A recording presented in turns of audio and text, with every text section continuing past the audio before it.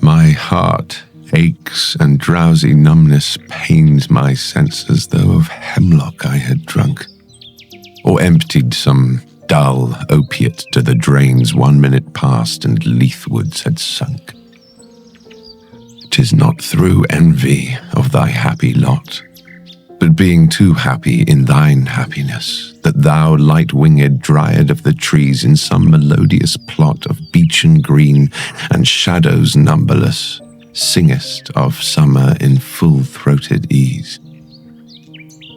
Oh, for a draught of vintage, that hath been cooled a long age in the deep-delved earth, tasting of flora and the country green, dance and provincial song and sunburnt mirth.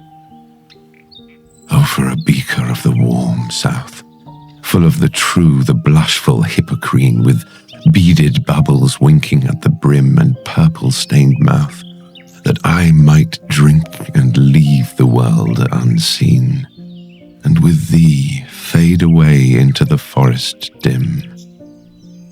Fade far away, dissolve and quite forget what thou amongst the leaves hast never known.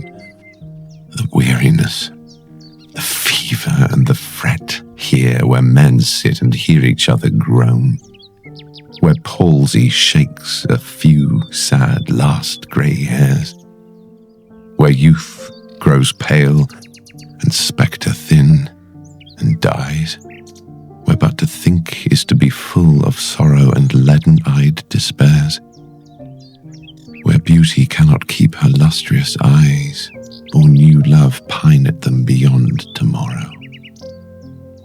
Away, away, for I will fly to thee, not charioted by Bacchus and his pards, but on the viewless wings of poesy, though the dull brain perplexes and retards.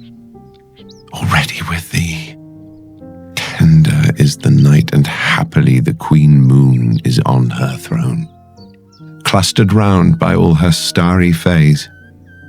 But here there is no light, save what from heaven is with the breezes blown through verdurous glooms and winding mossy ways.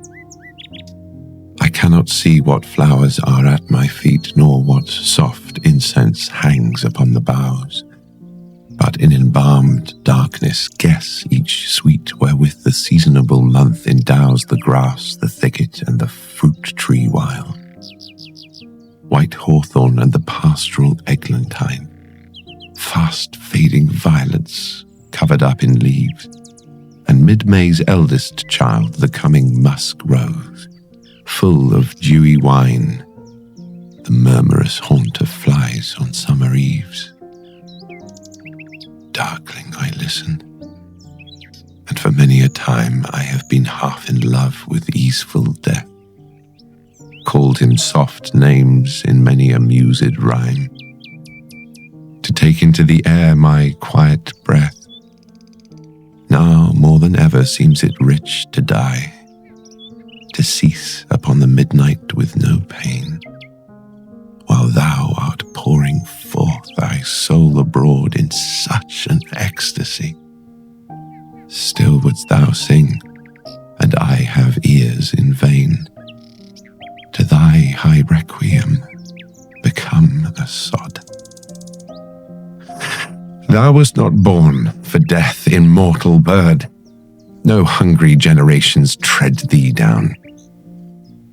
The voice I hear this passing night was heard in ancient days by emperor and clown. Perhaps the selfsame song that found a path through the sad heart of Ruth when, sick for home, she stood in tears amid the alien corn. The same that oft times hath charmed magic casements, opening on the foam of perilous seas in fairy lands forlorn. Forlorn. The very word is like a bell to toll me back from thee to my sole self. Adieu. The fancy cannot cheat so well as she is famed to do, deceiving elf. Adieu, adieu.